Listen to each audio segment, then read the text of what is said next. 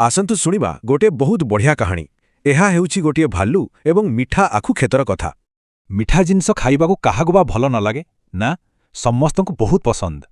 ବହୁତ ଦିନ ତଳେ ଗୋଟିଏ ବଡ଼ ଜଙ୍ଗଲରେ ଗୋଟିଏ ମୋଟା ଭାଲୁ ରହୁଥିଲା। ତାକୁ ଖାଇବାକୁ ବହୁତ ଭଲ ଲାଗୁଥିଲା। କିନ୍ତୁ ଜାଣିଛନ୍ତି, ସବୁ ଖାଦ୍ୟ ଭିତରୁ ତାକୁ ମିଠା ମିଠା ଆଖୁ ଚୋବାଇବାକୁ ସବୁଠୁ ବେଶି ମଜା ଲାଗୁଥିଲା। ଦିନେ ସକାଳେ ବୁଲୁ ବୁଲୁ ସେ ଗୋଟିଏ ବିରାଟ ବଡ଼ ଆଖୁ କ୍ଷେତ ଦେଖିବାକୁ ପାଇଲା। ସଙ୍ଗେ ସଙ୍ଗେ ସେ ଗୋଟିଏ ମୋଟା ଆଖୁ ଭାଙ୍ଗି ଖଚ୍ ଖଚ୍ କରି ଖାଇବାକୁ ଲାଗିଲା। ବହୁତ ସ୍ୱାଦିଷ୍ଟ। ହଠାତ୍ ଗଛ ଡାଳରୁ ଡେଇଁ ଡେଇଁ ଗୋଟିଏ ଛୋଟିଆ ମାଙ୍କଡ଼ ସେଠାରେ ପହଞ୍ଚିଗଲା। ସେ ବହୁତ ଭୋକିଲା ଥିଲା, ତେଣୁ ସେ କହିଲା, ଭାଲୁ ଭାଇ, ମୋତେ ବି ଟିକେ ମିଠା ଆଖୁ ଦିଆ ନା। ଆଉ ଜାଣିଛନ୍ତି କ'ଣ ହେଲା? ଆମର ଏହି ଦୟାଳୁ ଭାଲୁଟି ଖୁସିରେ ନିଜ ଆଖୁକୁ ମାଙ୍କଡ଼ ସାଙ୍ଗରେ ବାଣ୍ଟିଲା।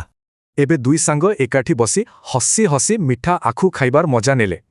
ଠିକ୍ ସେତିକିବେଳେ ଡେଇଁ ଡେଇଁ ଗୋଟିଏ କୁନି ଖରଗୋଶ ସେଠାକୁ ଆସିଲା। ସେ ବି ଲୋଭରେ ଆଖୁକୁ ଚାହିଁଲା। ଆମ ଭାଲୁ ଭାଇ କେତେ ଭଲ ସତରେ। ସେ ଖରଗୋଶକୁ ବି ଖୁସିରେ ଖଣ୍ଡେ ଆଖୁ ଦେଇଦେଲା। ଆସନ୍ତୁ ଗଣିବା।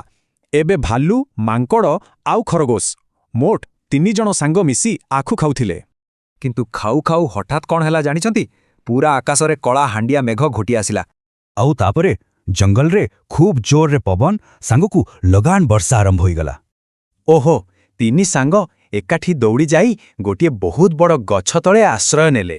ଯେପର୍ଯ୍ୟନ୍ତ ବର୍ଷା ନ ଛାଡ଼ିଛି, ସେମାନେ ସମସ୍ତେ ଗଛ ତଳେ ସୁରକ୍ଷିତ ଭାବରେ ଏକାଠି ଛିଡ଼ା ହୋଇ ରହିଲେ। ଟିକେ ସମୟ ପରେ ବର୍ଷା ଛାଡ଼ିଲା, ଆଉ ଆକାଶରେ ଗୋଟିଏ ବହୁତ ସୁନ୍ଦର ରଙ୍ଗୀନ ଇନ୍ଦ୍ରଧନୁ ଦେଖାଗଲା। ଏତେ ସୁନ୍ଦର ରଙ୍ଗ ଦେଖି 3 ସାଙ୍ଗ ଖୁସିରେ ନାଚି ଉଠିଲେ। କେତେ ମଜା ସତରେ! ତାପରେ ପେଟ ପୂରା ଖାଲି ସମସ୍ତେ ବହୁତ ଖୁସିରେ ନିଜ ନିଜ ଘରକୁ ଫେରିଗଲେ। ତେବେ ଆମେ କ'ଣ ଶିଖିଲେ? ସାଙ୍ଗମାନଙ୍କ ସହ ଖାଦ୍ୟ ବାଣ୍ଟି ଖାଇଲେ ଖୁସି ସବୁବେଳେ ଦ୍ୱିଗୁଣିତ ହୋଇଯାଏ।